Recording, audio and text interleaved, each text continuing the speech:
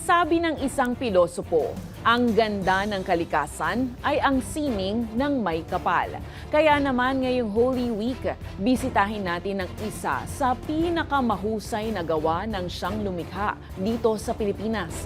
Mula sa natural landscapes hanggang sa religious tourist spots nito, arat na sa Batanes, sa Balitang A to Z ni Stanley Gahete.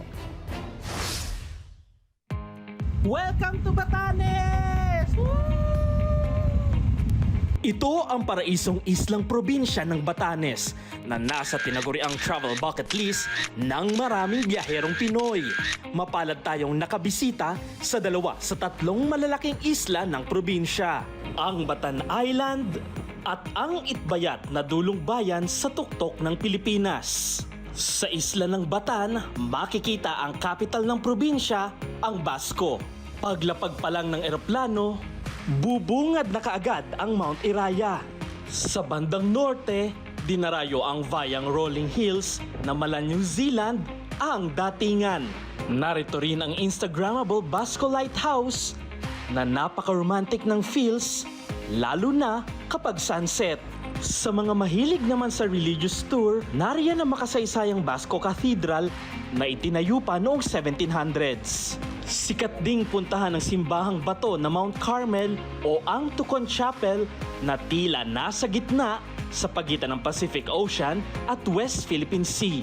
May war history din ng naturang isla, gaya ng Dipnay Supuan Japanese Tunnel na nagsilbing hideout ng mga sundalong Hapon noong World War II. Pagdating naman sa south, maaaring bisitahin ang Shanarian View Deck.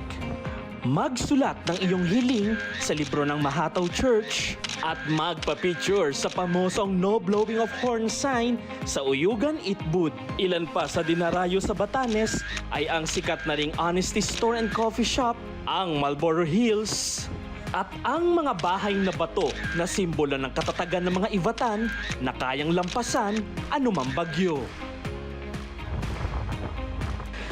Tila panaginip nga kung maituturing ang likas na ganda ng Batanes, na kung pagninilayan ay isang buhay na paalaala ng husay ng poong may likha. Para sa Balitang A to Z, Stanley Gahete, Batanes.